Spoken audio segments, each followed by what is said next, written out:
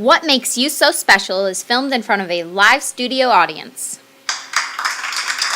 Today we welcome Nellie Bly, reporter of the New York World newspaper, onto the show. Hello! It's that time again when we invite an amazing woman to discuss the event that made her famous. That's very kind. Thanks for having me. I'm thrilled to have this opportunity to teach all those watching about the unfortunate truth about the treatment of the mentally challenged. And aren't we just happy to learn? Now, Nellie, why don't you start by telling us a little about yourself?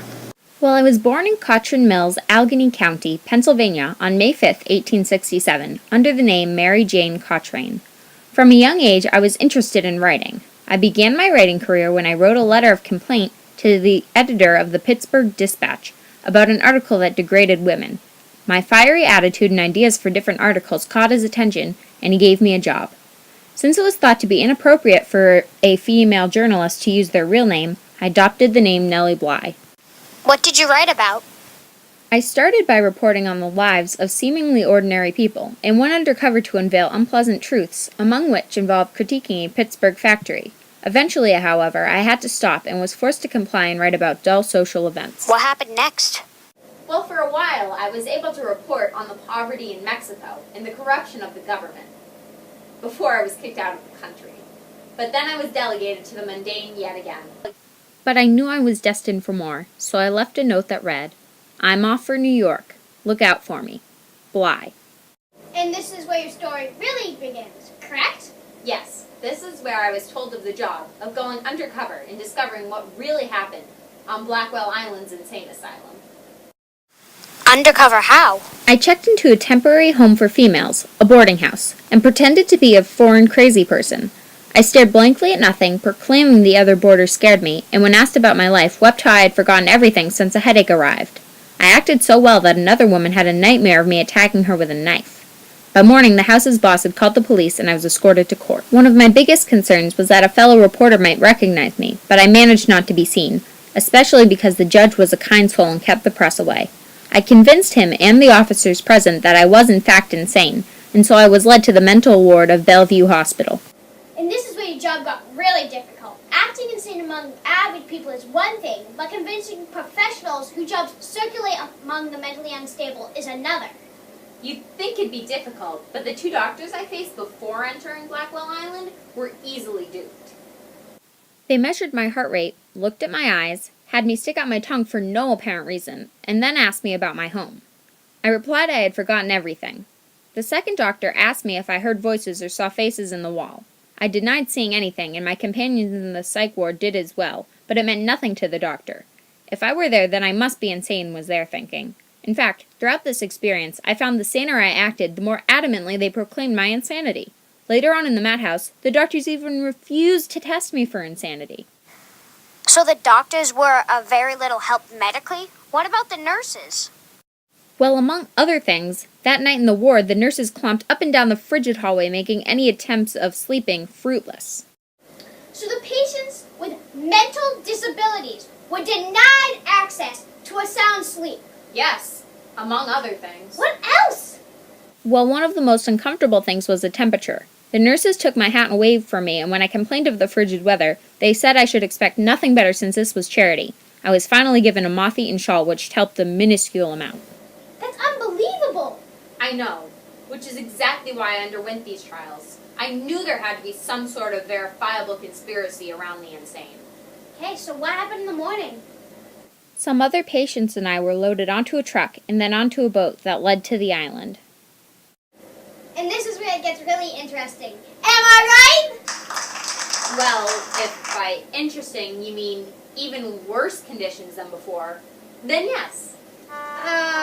Yes. Please continue. When I arrived, I was taken to yet another useless examination, of which I would like to point out I answered all questions as a thoroughly sane person. However, the doctor paid more attention to the flirty nurse than the patients. Then we were forced to wait in a freezing hallway for an hour before we were taken into the room where we were to eat. And was the food worth the wait?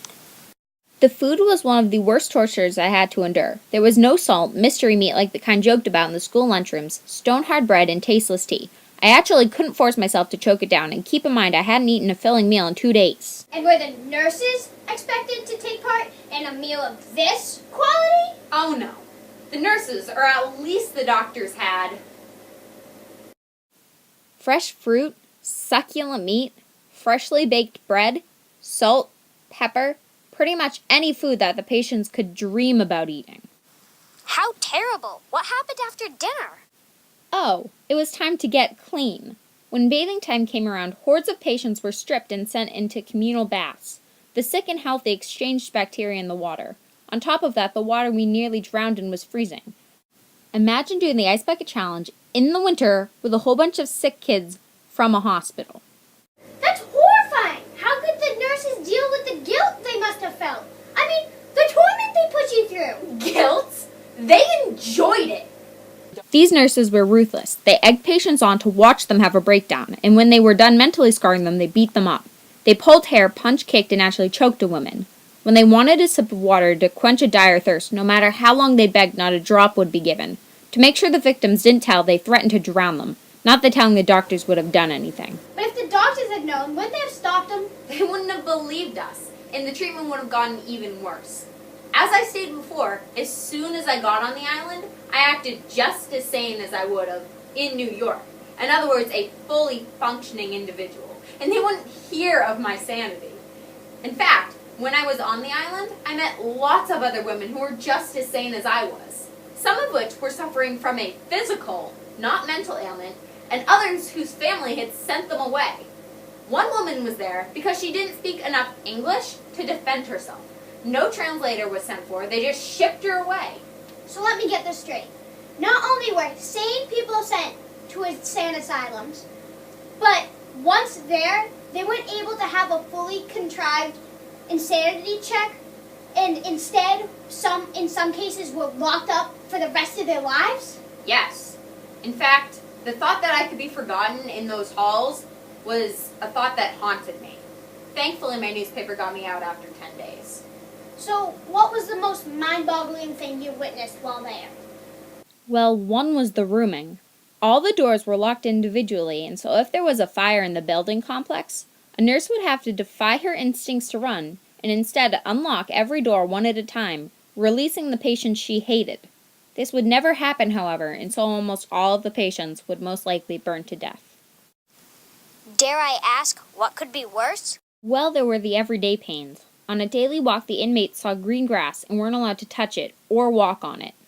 The boredom of sitting on painfully uncomfortable benches for hours, unable to talk, move, or do any activity at all, is indescribable.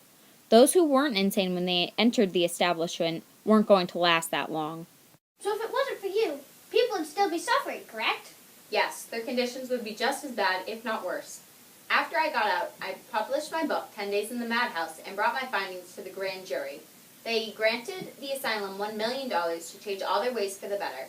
Both the food and the clothing are as much improved, and the treatment given by the doctors and the nurses is much better. Well, that's a relief. I was really glad I could help. Well, would you look at the time? The show's about to end, so do you have any last words for the viewers? Yes. Although I was able to help the asylum, and time has greatly improved the treatment of the insane, there are still many issues with the modern-day treatments of the mentally unstable. I urge you not to turn a blind eye to the treatment of them. Do what you can. Maybe even make a donation. Sorry, our time is up here, so thanks for coming. If you can't make a donation, maybe just give my friend Zoe an A, just to stop her from having a mental